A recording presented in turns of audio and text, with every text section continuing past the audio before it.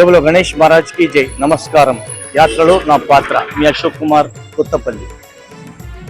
అయితే నిన్న హైదరాబాద్ నుంచి వైజాగ్ బయలుదేరి వచ్చినాం. ఎందుకు అంటే ఇక్కడ మా ఫ్రెండ్స్ వాళ్ళది ఫంక్షన్ ఉండే, అది అటెండ్ చేసి ఇక్కడ నుంచి ప్లాన్ చేస్తున్నాం ఎక్కడ పోవాలని చెప్పి. అంటే భగవంతుడు ఎక్కడ తీసుకుపోతే అక్కడ పోతాం. ఒకటి ఏంది పూరి జగన్నాథ్, ఒకటి ఇక్కడ ఉంది. ఇక్కడ నుంచి కుంభమేళ కూడా బస్సెస్ ఉన్నాయంట, డైరెక్ట్ పెట్టినంట, గవర్నమెంట్ అరేంజ్ చేసిందంట. చూద్దాం అది ఏది సెట్ అయితే అది చేస్తాము. ఎంత భగవంతుని దయ, ఆయన ఎక్కడ తీసుకుపోతే అక్కడ పోతాం. అయితే ఇప్పుడు మేము ఈ హోటల్లో ఉన్నాము ఇక్కడ. అయితే ఇది 1500లకు మంచిగా ఏసీ రూమ్ దొరుకుతుంది, ఇలా హాయిగా ఉండొచ్చు. ట్రైన్లో వచ్చినాం మేము. అయితే ఇప్పుడు కూడా మేము పోతే కుంభమేళ పోతే బస్సులో పోతాం, పూరి జగన్నాథ్ పోతే ట్రైన్లో పోతాం. చూద్దాం భగవంతుని దయ. చలో.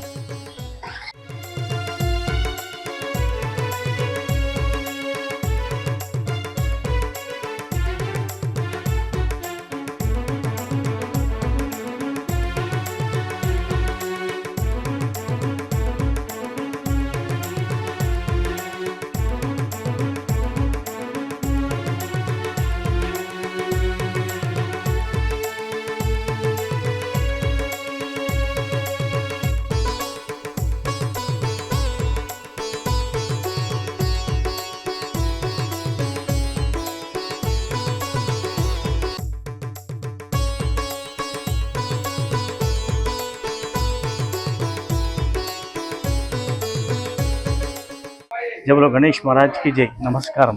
యాత్రలో నా పాత్ర మీ అశోక్ కుమార్ కొత్తపల్లి.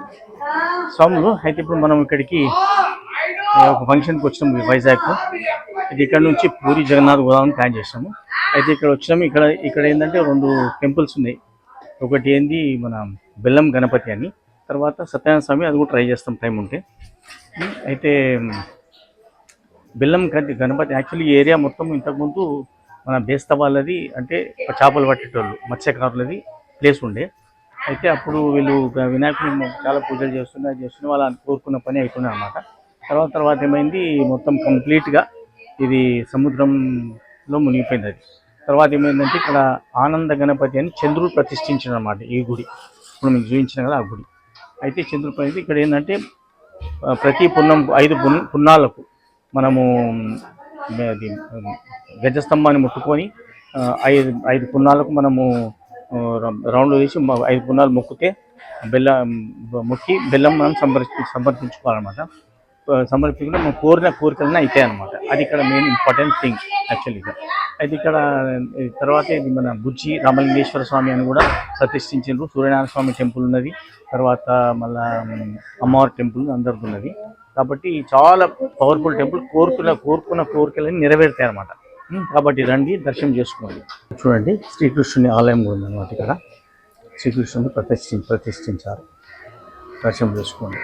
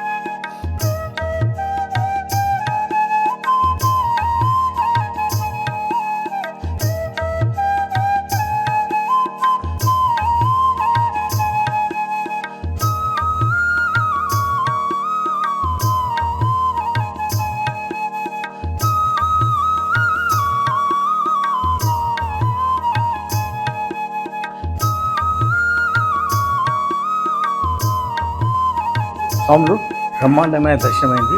బెల్లం వినాయక స్వామిది. దీన్ని ఆనంద గణపతి కూడా అంటారు. చాలా మంచిగా నడవండి, ఇక్కడ నుంచి పోదాం నడవండి.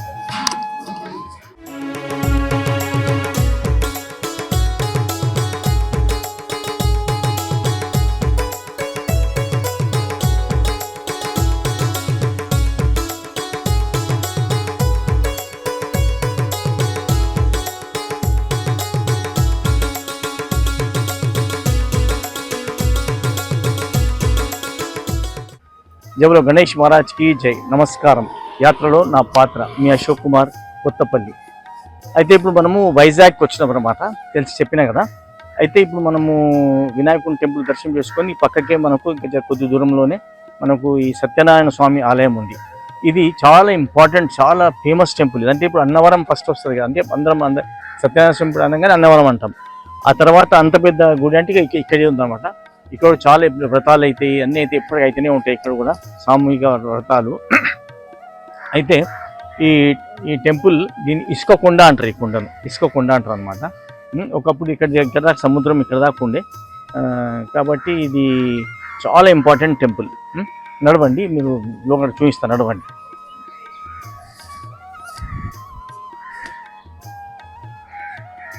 ఇక పై కొండపై నుంచి చూస్తే ఎలాగుందో చూడండి. ఈ కొండపైకి ఒక భక్తుడు 7 కోట్లు పెట్టి రోడ్ వేయించాడు అనమాట మీదికి.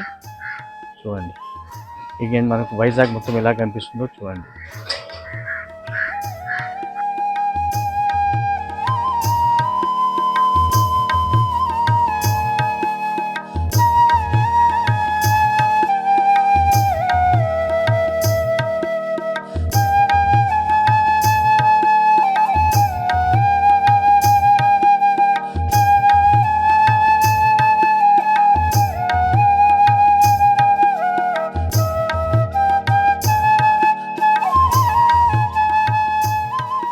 స్వామి, ఇది సత్యనారాయణ స్వామి వారి దేవస్థానము. అయితే ఇది 200 సంవత్సరాల పురాతనమైన దేవస్థానం అని చెప్తారనమాట. యాక్చువల్లీ ఇప్పుడు మనం సత్యనారాయణ స్వామి అంటే మనకు అన్నవరమే గుర్తొస్తుంది. అయితే ఇప్పుడు సెకండ్ ప్లేస్ ఇదనమాట. అన్నవరం తర్వాత అంత పెద్ద గుడి ఈ సత్యనారాయణ స్వామి వారి ఆలయం.